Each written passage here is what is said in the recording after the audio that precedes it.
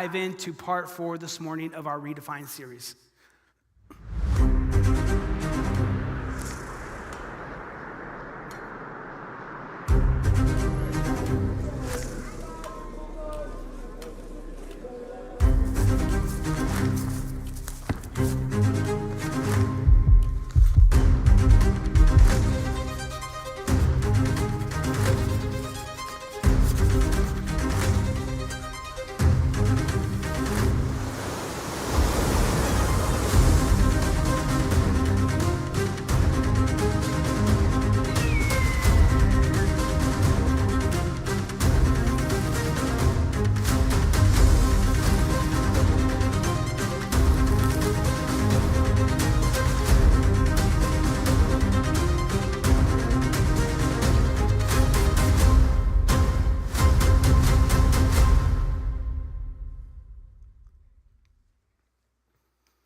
So right out of the gate, let me ask you a question. What do fences, mother-in-law's quarters, and cafeteria plates have in common? Boundaries. They keep good things in their rightful place. It's true. Think about it. Fences, good fences make good neighbors. That's what I hear. I do believe it. Mother-in-law's quarters, I'm not saying I need those. I'm not saying you do. I'm just saying there is a name for a reason. People call those things for a purpose. And then cafeteria plates. One of the best inventions ever created. I think every dinner plate should have boundaries on the plate so food don't touch. I end up coming to the table with like a plate, a small plate, and a bowl just to make sure all the stuff stays at bay. Like, go where you belong. You know what I mean? Like, boundaries are a blessing. They keep good things where they belong. Boundaries also keep powerful things where they belong. Think about riverbanks and fireplaces. Like, riverbanks and fireplaces are incredible things, right? Rivers are incredible. They provide life, they provide irrigation, they provide power. Like, rivers are incredibly powerful entities.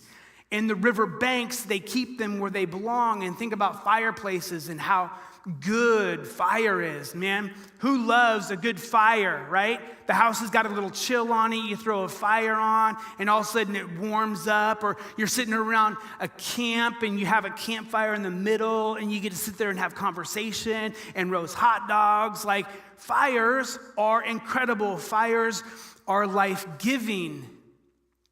Both rivers and fires have so much to offer us when they are inside of the confines of a boundary.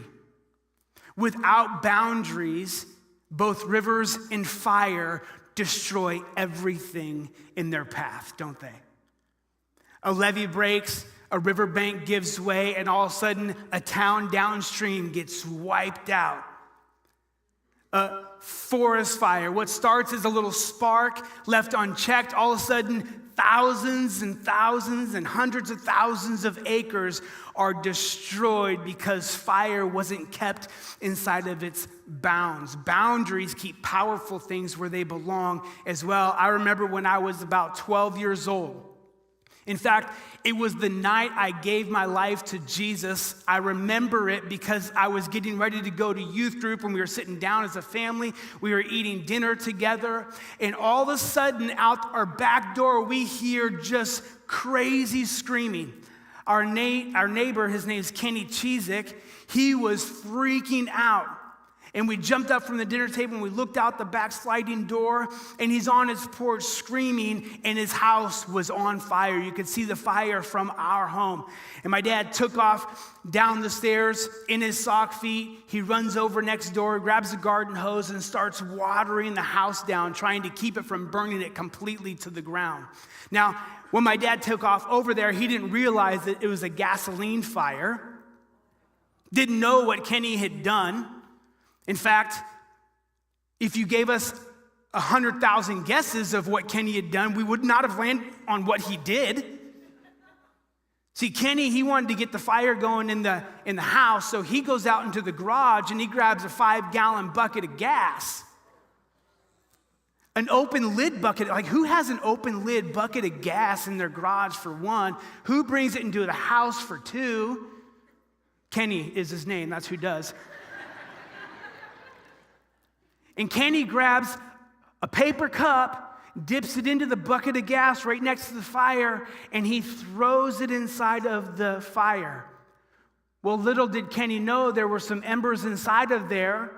Immediately caught flame, in fact, brought the flame back to the cup. Now he's got a cup of gas and fire in his hand, and he does what every normal person would do. He throws it in the bucket of gas. And then the gas catches on fire, right? Like, this is just a comedy of errors. And then we've already figured out that Kenny's not the brightest bulb in the tree, sharpest tool in the shed. So what does Kenny do? He kicks the bucket of gas over because he figures that he could put it out better that way. And all of a sudden, he runs out of the house is on fire. My dad goes over there spraying the whole thing down with water, which you don't usually use water in a gas fire. But he did manage to save. It didn't burn completely down, but it definitely did a lot of damage to the house. Now, fire is one of the best analogies that I've heard used to describe our sexuality as humans. You see, inside of the parameters or the boundaries of marriage, as the Bible talks about it, this covenant commitment between a man and a woman, inside of the confines, the boundaries of a marriage, sex is a beautiful gift. It's a beautiful gift. God gave it to us so that we could procreate. In fact, all of us are here this morning because of it. It's just a reality. God gave it to us to procreate. In fact, God's first commandment to people, his first directive to people, what he wanted us to do as humans was to go forward and multiply. It's one of my favorite commands. Super grateful for it. And not only was it created for us to procreate and for humanity to thrive and to grow and to flourish, it's also given as a pleasurable thing. God gave it to us for pleasure. And so often when it comes to conversations around sex, we just make it this dirty conversation. And there's a dirty side to sex, no doubt. We're going to get to that. But we've got to start the conversation recognizing that this is a beautiful gift from God. Meant for us to procreate and meant for us to have pleasure along the way. And for those of you, and there might be 2 or 3 of you in here who think that sex is just for procreation, later on today, I want you to go and read Proverbs chapter 5, verses 15 through 23. Write this down. You're going to want to read this. Proverbs 5, 15 through 23, and then Song of Songs or Song of Solomon, depending on your translation, chapter 7, 1 through 8, 7. I would read them to you this morning, but I was afraid I was going to blush halfway through, so I decided to let you read it on your own. And inside of those texts, it is very clear that God has given this incredibly beautiful gift, our sexuality, our ability to be aroused, this ability to find fulfillment and enjoyment and a bond with another human being because of this gift called sex. Now, again, it is a beautiful gift inside of the parameters and the boundaries of biblical marriage. Outside of those God-given parameters, our sexuality is destructive. It has the ability or the potential to burn your house to the ground, often one small misstep at a time.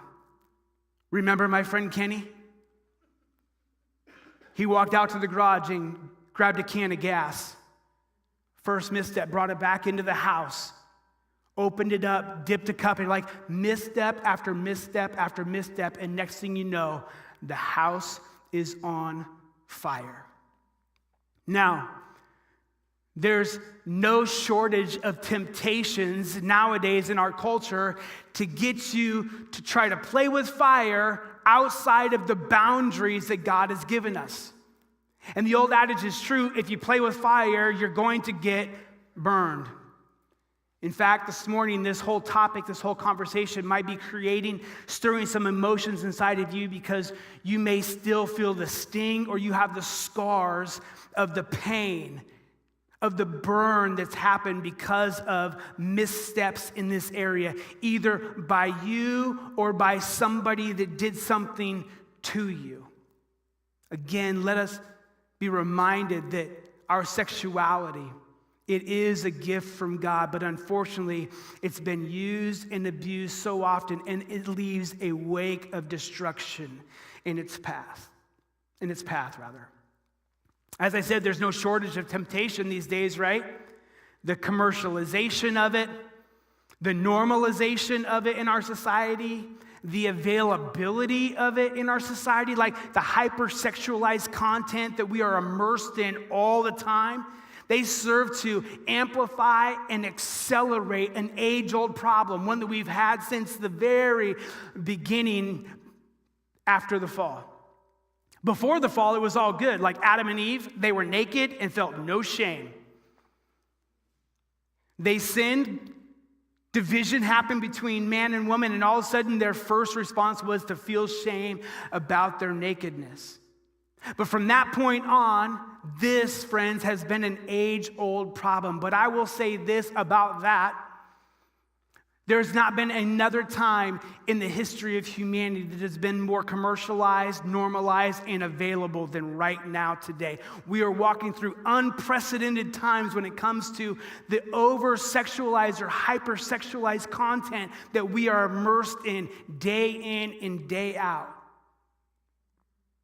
We're immersed in it. And not only us as adults, but the truth of the matter is that younger and younger kids are being they're being immersed in the same things. They're being targeted. More violent, more graphic content on the regular. Most kids, I should say, they see their first pornographic material before they hit puberty. And it's destroying lives, and it's destroying destroying families, and it's destroying the fabric of our community. Our kids are being immersed in this all the time. In fact, a good friend of mine, his name's Rodney Wright. He is an expert on this topic. He's so articulate. He's so fluid in this conversation. So I had some time on the phone with him, just kind of walking through today's message. And he gave me a resource that I'd like to give to you. I haven't looked at it myself. I got the resource. I thumbed through it. Seems to be pretty good. I trust Rodney. But there's a lot of parents in here, and you're raising young kids right now, and you're like, how am I going to navigate these waters with, I'm going to move to the hills. Just going to get out of Dodge, get them as far away from it all as I can in order to preserve and protect. And I totally understand that desire. But the reality is most of us aren't doing that, right? So how do we navigate this water? He talked about this book called Good Pictures, Bad Pictures, Porn-Proofing Today's Young Kids. It's by a gal named Kristen Jensen. Let me say it again in case you're writing it down so that you can grab this resource later. Good Pictures and Bad Pictures, Porn-Proofing Today's Young Kids by Kristen A. Jensen. Again, the commercialization, the normalization, and the availability of hypersexualized content is degrading our society. The temptations are everywhere around us. And because of these realities, when it comes to sexual temptation, the scriptures give us a clear direction over and over again. We have got to learn these two very simple things. Simple being, you're going to remember them. Not simple in how we live them out, but here it is. Run far and run fast. When it comes to sexual temptation in your life, this is what you've got to do. Run far and run fast. And we're going to see that in our text today. Open your Bibles to Matthew chapter 5. We're going to be in verses 27 through 30. Remember, Jesus is teaching his followers what it looked like to be citizens of his kingdom. So Jesus, he ushered in a new kingdom, him being the king, and he's trying to make sure that his disciples, his followers, knew what it looked like or knew the kind of people he'd be shaping them into as they followed after him. He's correcting misinterpretation and clarifying original intent in the Old Testament. And we see in today's passage that Jesus cares about all aspects of our lives. See, when it comes to this conversation around sexuality, oftentimes we think to ourselves, well, if it's just consensual, then no big deal. If we think it's just between me and some images, then no big deal. Like, who's it really harming? Shouldn't bug anybody at all. But the reality is Jesus cares about all aspects of life, and that's why he doesn't leave this one off the table when he's teaching his citizens what it looks like to be, or his followers what it looks like to be citizens of his kingdom. Verse 27 says, "You have heard the commandment that says, 'You must not commit adultery.' But I say, anyone who even looks at a woman with lust has already committed adultery with her in her heart. So if your eye, even your good eye, causes you to lust, gouge it out and throw it away. It is better for you to lose one part of your body than for your whole body to be thrown into hell. And if your hand, even your strong hand, causes you to sin, cut it off, throw it away. It is better for you to lose one part of your body than for your whole body to be thrown into hell." At this time, we're going to have some ushers come around. They're going to be handing out spoons and saws, just in case you need to do a little gouging and a little cutting. I'm just kidding. See, Jesus, he points out, he says, the law of Moses says, do not commit adultery. Adultery, in its most technical sense, in the Old Testament and still today, was just simply this: married people having sexual relations with anybody but their spouse. Or non-married people having sexual relations with somebody else's spouse. Like, that's the technical definition of adultery. And that was where the Pharisees and the rulers of the law and Jewish people, that's where they took this law, just down to the very most technical usage of it. As long as I'm not sleeping with my neighbor's wife, or I'm not sleeping around on my wife, then we're good. We're good. But Jesus, he has something different to say about it. See, Jesus says, anyone who even looks at a woman. Now, it should be stated at this point in the message, just in case you ladies were taking a deep breath there thinking, wow, we're off the hook. Clearly, he's talking about dudes here and not us. The reality is what Jesus talks about in this passage, there was a lot of laws that did not allow for women to act in these ways, or else they would face death. But for men, they had a lot of loopholes, and they found every loophole they could when it came to their sexuality to jump through and not have to maintain like committed to this. So there was already laws in place for women in those days that don't exist today. And it doesn't take a rocket scientist to know that on this front, men, we better sit up and pay attention to what Jesus has to say. Because when it comes to sexual sin, when it becomes lust of the heart, friend, we have a harder row to plow when it comes to this. The stats are clear. The stats are clear. So, ladies, you're not off the hook. Jesus is talking to you as well. fellas, this is aimed and pointed at you, rightly so, because this is an issue that we deal with, like, it's a hard issue for us, and we deal with it on the regular. So Jesus says, anyone who even looks at a woman with lust has already committed adultery with her in his heart. Anyone. We all fit into the category of anyone. See, in one fell swoop, Jesus both broadens and deepens the conversation around our sexuality. In one statement, Jesus has a way of doing this, doesn't he? Making one profound statement that makes you mull it over and think about it for a long time. In one fell swoop, he broadens it and he deepens it. He broadens the conversation by moving it outside of just an exclusive marriage conversation or exclusively marriage context.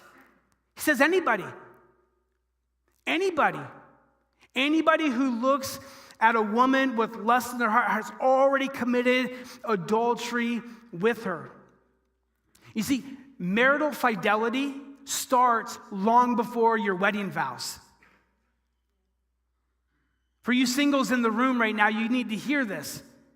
Like, marital fidelity starts long before your wedding vows. Managing your sexuality starts the moment that you realize you have a sexuality.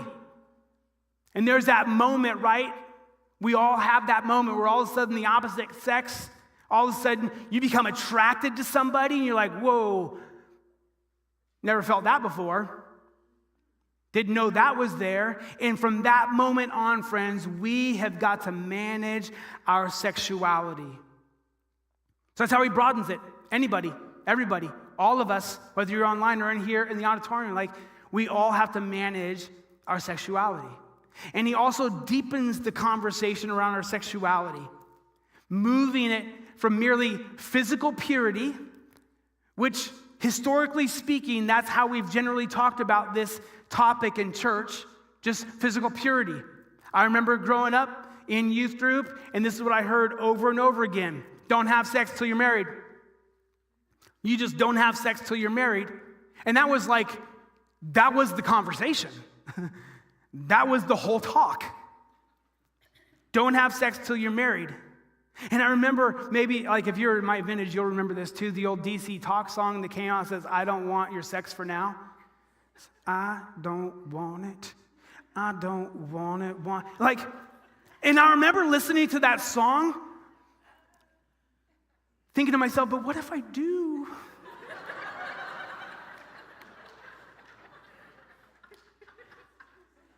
Because we weren't having a conversation around managing our sexuality. We were just having a conversation with don't have sex until you're married, and nobody painted a better picture for us. Nobody helped us understand the intricacies of a sexual life. Nobody, none of that. It was just don't have, just, if you do, you're dirty. And that's the way it felt. So, Jesus is broadening it out beyond, he's deepening it beyond just simply physical purity, where you don't have sex until you're married. And he takes it way deeper, as Jesus always does, and he takes it down to sexual integrity. Not just physical purity, but sexual integrity. The word integrity invokes other words like this: loving, honoring, respecting, kindness. So my sexual integrity actually involves all of my humanity. The way I respond and honor myself, and the way that I respond and honor other humans around me. So Jesus broadens it and he deepens it at the same time. He centers it around love and honor and respect and kindness. But what is the culture continually trying to get us to do? Is it to love, honor, respect, be kind to each other? No. It's constantly teaching us to take what you can get. Take it for yourself. The definition of lust. The working definition that I came up with for this morning's message around lust, like adultery, right? He defined adultery. if you're married, don't sleep with somebody else. If you're unmarried, don't sleep with somebody who is married, right? So that's the technical definition of adultery. The working definition of lust for us this morning is objectifying others, where all of a sudden the other human being becomes an object for me to take what I can get. Or here's another one, taking something from somebody else for self-gratification. And when we talk about sexuality in our culture, friends, it doesn't get more clear than that. We are continually objectifying others. We're continually trying to take from somebody else to get for us some sort of self-gratification. And that is not God's design for our sexuality. That is not the way God wrote it up. In fact, there are 4 things from this passage and the scriptures as a whole that teach us about lust. And the first one is this: lust isn't God's design. Lust isn't God's design. Again, our sexuality is a gift from God. It's a gift from God. Your ability to be aroused, your ability to be fulfilled, your ability to enjoy the physical touch of another, your ability to enjoy the view of another, that is a gift from God, and we should thank Him for the gift. Lust, it takes that beautiful gift and it distorts it. It turns it. It perverts it. It turns our attention from the other to ourselves, self-gratifying. See, our brains are wired for sexual pleasure and for sexual fidelity. I want you to understand this. Our brains are wired for sexual pleasure and for sexual fidelity.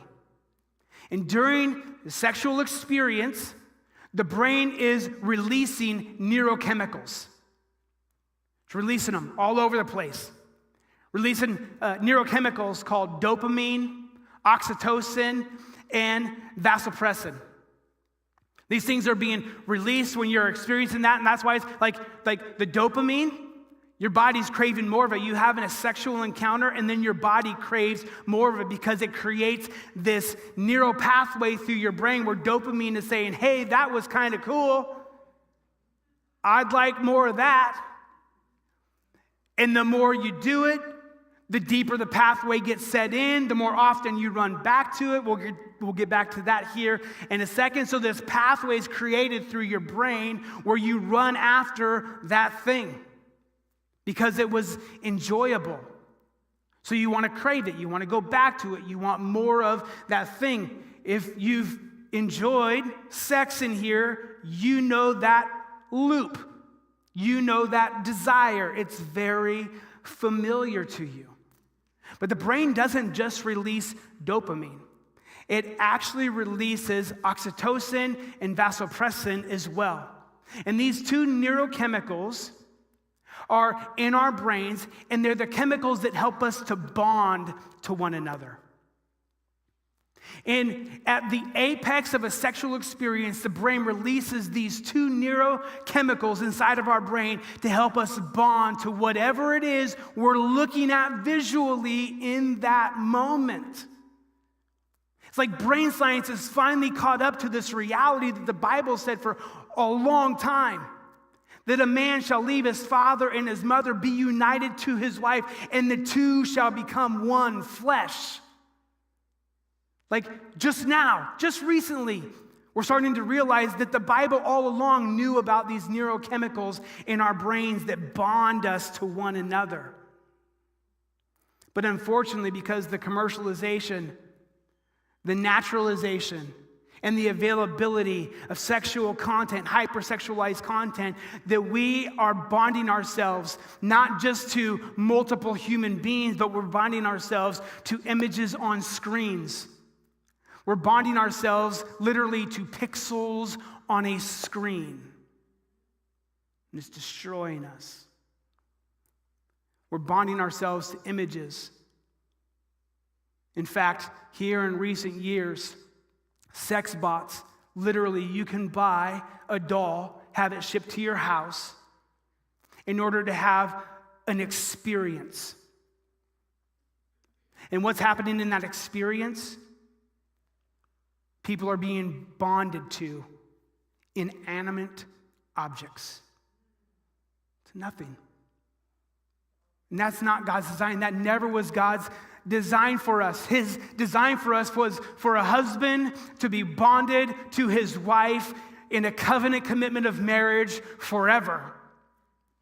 And because of this twisting of what was good and godly, twisting it into lust, we've now begun to sin against ourselves, sin against other people, and sin against God himself. It's important to recognize that every sin, sexual or any other, is first and foremost a sin against God. That's why King David, again, when he's caught in the act of adultery, when he's repenting of it, he says, God, it is against you and you alone whom I've sinned. We have to recognize that. Now, what is a sin against God? Is it because God has a list of things of do's and don'ts along the way? Is that what it is? God just randomly chose some things that we shouldn't participate in? That's what I thought when it came to sex when I was a high schooler. It's like, man, I wish he would have left that off the list. No, he didn't just randomly stick it on a list and be like, let's see if they can do this. No, you see, God recognized that to engage in sexual activity outside of the parameters and the boundaries of marriage would be a sin against ourselves, that we would literally be bonding ourselves to others who we would not be in commitment with, like our brains are wired for sexual pleasure and sexual fidelity. So in the moment, in a sexual encounter, and it's all done, the sense of guilt and shame that comes over you, part of that is because your brain is like, the wires are crossed up. It's like, wait a minute, whoa, that's not the way this was supposed to happen. That's not the way this is supposed to go down. So our brains get all sorts of scrambled, trying to make sense of what just occurred. We're sinning against ourselves. Another reason why there's a sense of guilt, not sense of shame. Guilt is good, shame is not. Guilt can be, for the followers of Jesus, is God through this Holy Spirit saying, this is not what I want for you.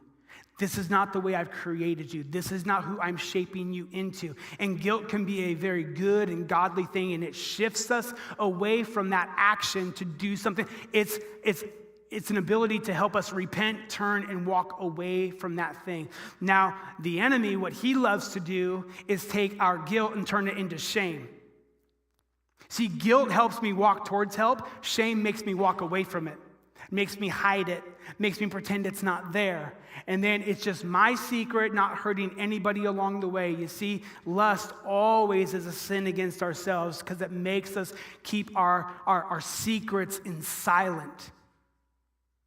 It's also a sin against another because everything that you're feeling inside, you just made that other person feel the same inside. You've taken from something from them that was never meant to be yours. It was meant to be somebody else's. So it's a sin against the other. And when we sin against ourselves and when we sin against others, it is a sin against God because that, friends, is why it is sin. That's why it is sin.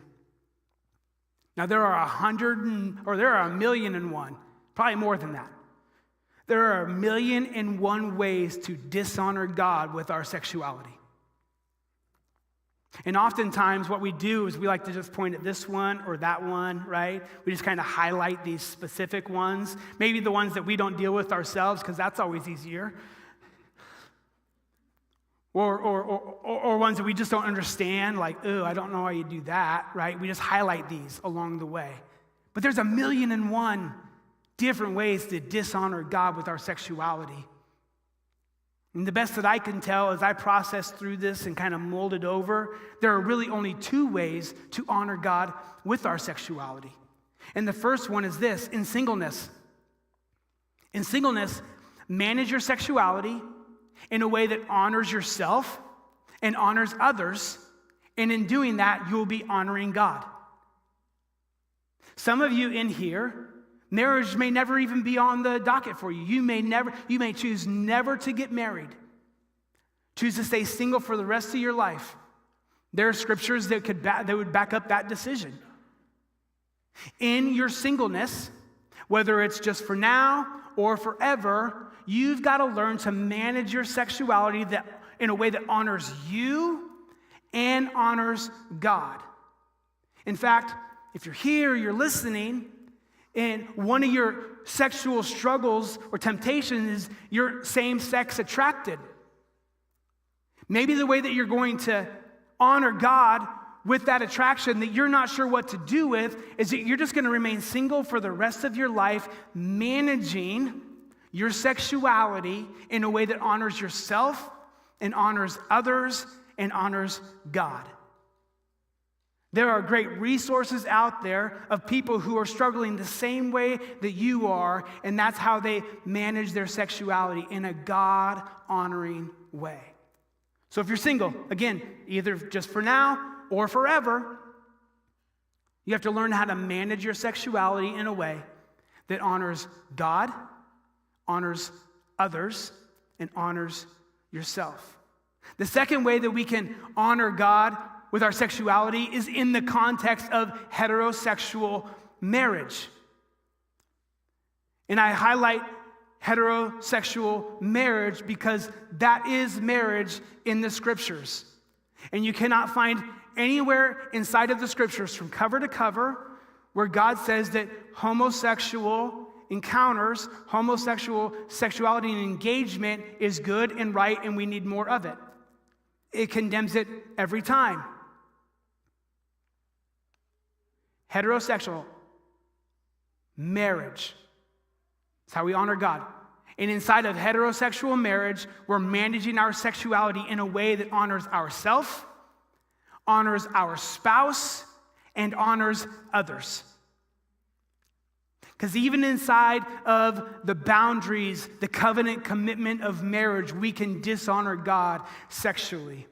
Whenever we turn our sexual drive into something that we're going to take from our spouse in order to gratify ourselves, we have gravitated outside of love and we're in the realm of lust. So how do we manage our sexuality? How do we honor God with our sexuality inside of marriage? We do it by honoring ourselves, the other, our spouse, and in doing that, we honor God with our marriage. Now, not only is lust not God's design, another thing we learn in this passage is that lust originates in the heart. See, we always want to narrow down Jesus' teachings to these physical acts that we do, and Jesus is always burrowing deeper down to the heart of the matter, the heart of the issue. He wants our hearts. The Sermon on the Mount makes this so very clear to us that Jesus highlights behaviors that they were doing or not doing, and then he drills deeper. He lifts up the hood. He peels open the onion. He keeps going down deeper to get to our heart because Jesus always cares about the heart. The quickest way to the heart is through the eyes.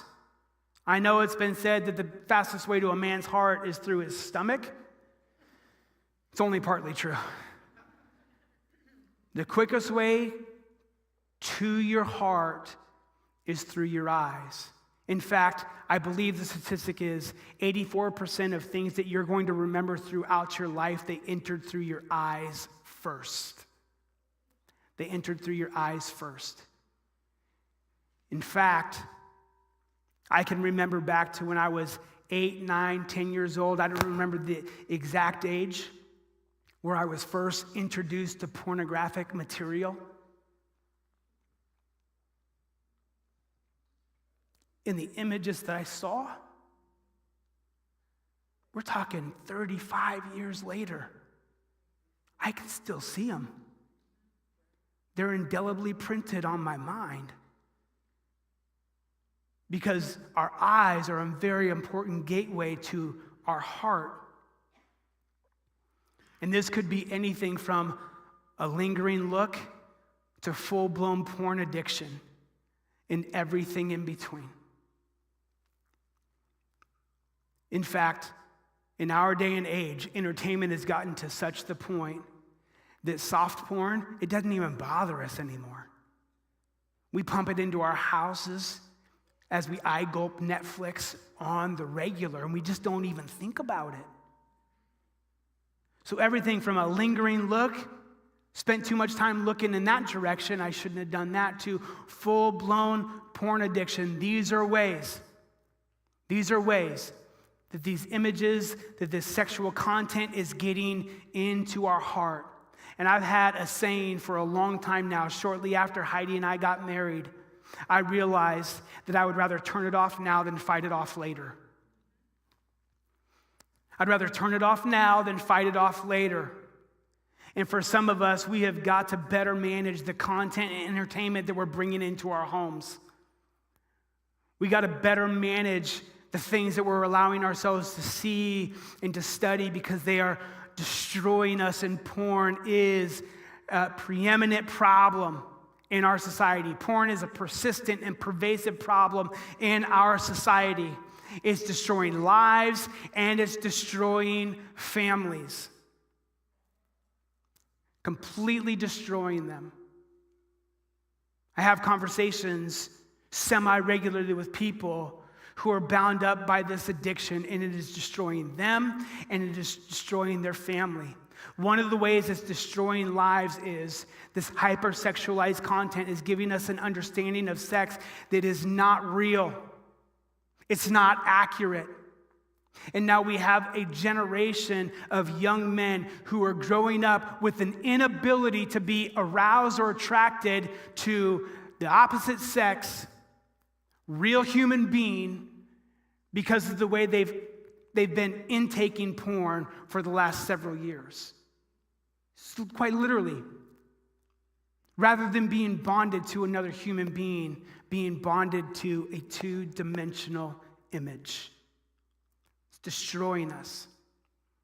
Here are some statistics. 81% of men 25 and under seek out porn. 67%, they do it on a monthly basis. 65% of men 26 years and older are seeking it out on the regular. 47% are seeking it out on a monthly basis. And this should be noted at the top. These statistics are not decreasing. They're on a hockey stick trajectory right now, just running off the charts. 56% of women 25 and under, 56% of women 25 and under seek out porn on a regular basis. 33% seek it out on a monthly basis. 27% of women 26 years and older seek it out on the regular, and 12% seek it out on a monthly basis. You see, when you get trapped in the addiction of porn, it doesn't easily let go of its grip on you. And the more available it is in our culture, the more commercialized it is, the more naturalized. In fact, check this out. This is so crazy to me. People 25 years and younger think it is a bigger sin to not recycle than it is to view porn on a regular basis. That's the trajectory. That's the trajectory we're on. It's a bigger sin to not recycle than it is to view porn on a regular basis. It's become so normalized. And if you're trapped in the addiction, you recognize that it's sucking the life out of you. It is not giving you life. Because here's the nasty little secret about porn or any sexual addiction that you don't hear on the front side of things, you only hear about later on, is lust is insatiable. It's insatiable. It's the third thing we learn about lust from the scriptures and in this chapter. It's insatiable. There's this thing called the dopamine loop. The psychologist Susan Weincheck she highlights the differentiation between wanting systems and liking systems in our brain. Okay? These wanting systems, dopamine, right? We already talked about that the body produces dopamine when we're having a sexual arousal or a sexual interaction. And this dopamine loop, it's the wanting. It's like, whoa, that was interesting and fun and other things. What do you say? We go get some more of that. That's the dopamine, right? Saying, hey, I want more of that. It's telling our brains, let's get more of that. That's why when you're caught in a sexual addiction and you're just trying to function in normal life, but your brain keeps going back to, hey, remember when we did that one thing? That was really fun. Could we go do that? Hey, at lunchtime, do you think we could go do that? I would sure love to do that. Like, it's constantly on this loop, like, let's get more of that. It's the wanting. That's the dopamine. The liking is the opioid system in our brain. That's the thing that actually gets fulfillment. That's the thing that says, woo, I really liked that. That was cool. It's the sense of fulfillment, the sense of satisfaction that we get when we've done something that we really enjoyed. Now check this out. The dopamine system is much larger and more powerful than the opioid system in your brain. What does this mean? It means it puts you on this dopamine loop, meaning lust is insatiable. Your brain will always desire more than you can ever give it to fulfill it. In fact, there is no such thing as satiation when it comes to lust. It is literally insatiable. Your brain will always desire more than you could ever give to it. And what happens is you get stuck in a dopamine loop, constantly running back to the very thing that cannot satisfy you, because in the moment it gives you a dopamine hit. It gives you some relief, but in the end it leaves you wanting, and it always will. But here's the good news, friends. It's the fourth thing we learn about lust in the scriptures, and it is this: lust can be conquered.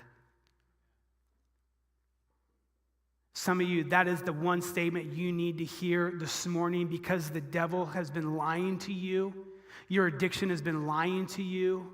You've been thinking to yourself, there's no way I will ever be free from this. That is a lie, because lust can be conquered. There is hope. 1 Corinthians chapter 10. Just to point at one scripture that provides hope for us on this front. 1 Corinthians chapter 10, verse 13. This is what it says. The temptations in your life are no different from what others are experiencing. That in and of itself gives me a breath of fresh air. Because this is what happens in my mind when I'm walking through things that are tempting me. I think I'm the only one that's struggling with this. I'm the only one that has a problem. If I was just a better human, if I just had more self-discipline, then I wouldn't be struggling with this thing. But right out of the gate, 1 Corinthians chapter 10, verse 13 says that's not true, because what I struggle with, everybody struggles with. There is no temptation but what is common to man. And God is faithful. He will not allow the temptation to be more than you can stand. When you are tempted, He will show you a way out so that you can endure it. There is a way through your addiction. And it's not by just trying harder. It's not by just praying harder, although both of those things will come into play. What you have to do first is what we talked about at the top. You have to run far and you have to run fast. Sexual sin is not something to play around with. It's not something to trifle with. It's not something to say, well, it's not that big of a deal. No, when tempted, what you have to do is run far and fast. And that's why Jesus uses this metaphorical and hyperbole when He says, gouge out. If your right eye or your strong eye causes you to sin, Gouge that bad boy out. If your strong hand, wherever you're dominant, if that one's the one causing you to sin, what I want you to do is I want you to cut it off. What is Jesus telling us to do? Run far and fast. Do whatever you have to do to get yourself away from whatever it is that's tempting you. Why does Jesus start with the eye? Because the eye, most of the time, that's where the stimulation begins. And he says, as soon as the stimulation begins, you have got to get yourself out of that environment. And if you found yourself lingering there too long, then cut off the instrument that is going to help you live out whatever fantasy land you find yourself in. Get rid of it. Throw it away. Run far and run fast. Is Jesus telling us to literally gouge out our eye and cut off our hand? No, if he was, we'd all be, like both eyeballs would be gone and both hands would be cut off. Okay? He's using this hyperbolic, metaphorical image for us to understand how incredibly important this topic is. When it comes to sexual sin, we must run far and we must run fast. If we could have the worship team come at this time. And as they come, I just want to share a little bit of my story around this topic. See, like I said, I grew up in a day and age where the purity conversation just centered around don't have sex until you're married. And there was no understanding how to manage my sexual integrity being all the way from my heart, my eyes, like all of it, just managing that in a way that honors myself, honors others, and honors God. That conversation wasn't happening. So when I met Heidi, we started dating, we had one goal in mind. The one goal was this: we are not having sex until we get married. That was the line in the sand. It wasn't around, hey, let's remain integral, loving one another, honoring one another, being kind to one another. Like, that wasn't the conversation. It was just like, we are not having sex until we're married. But I want you to know there's a lot you can do without going over that line. And we found ways to do it and places to do it at.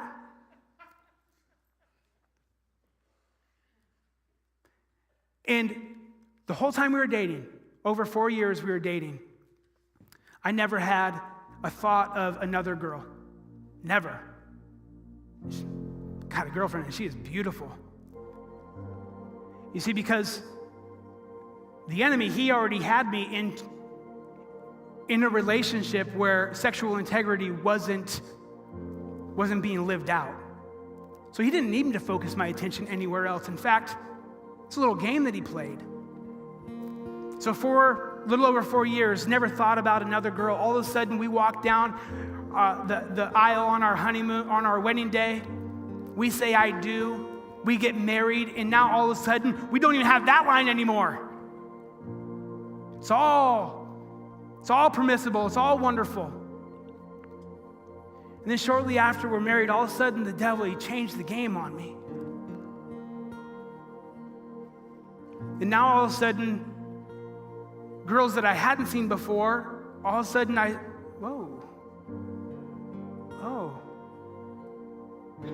eyes started wandering.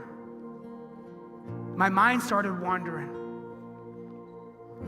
And I was caught in this secret spiral where I was beginning to lust after other women who were not my wife. And it was tearing me up, and I felt so ashamed. And I came to this point. It's like, if I don't get this out in the open, this is going to kill me. And it was super hard, and I was scared to death. But one night, laying in our bed, I said, babe, this is what's been going on. Here's the people I've been thinking about. I hate it. I'm so sorry. And I said, I'm afraid if I didn't tell you that my fantasies were going to get lived out in reality. And it scared me to death. I don't want to do that, babe.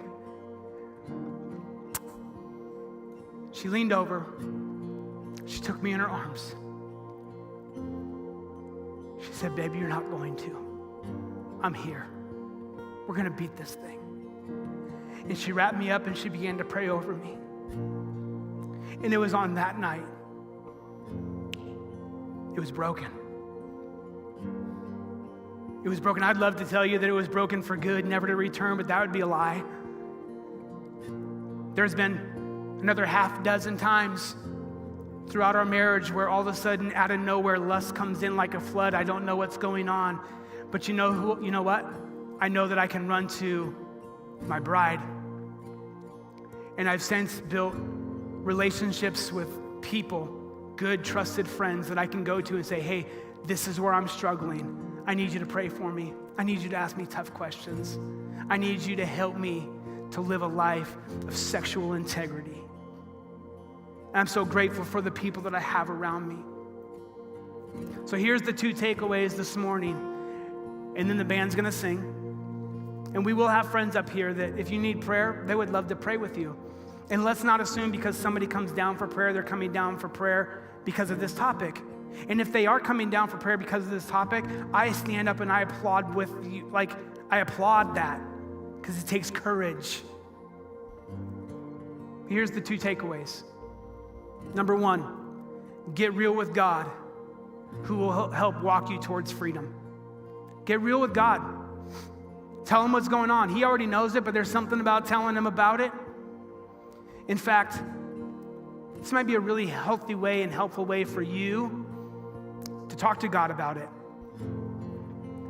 The next time you're aroused sexually in an arena that's outside of the bounds that would honor God, what if in that moment you just stopped and said, God, thank you for the gift of the ability to be sexually aroused.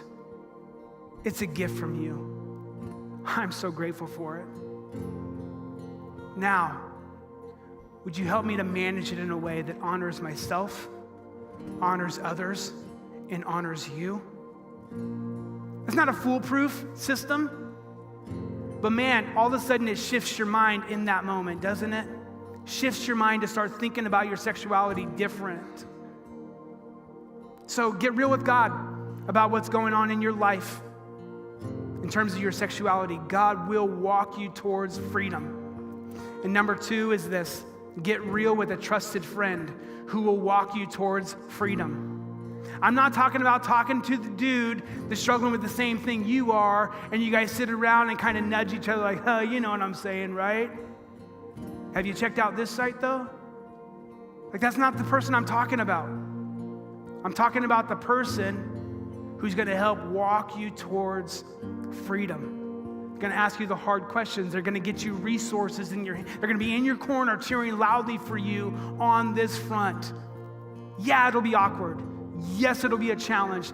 Yes, it'll take a ton of courage and boldness to start that conversation. But start it. Do it. And if you're here this morning and you're saying, like, I don't have that person to talk to, my phone number is in your notes. I'll be that person for you.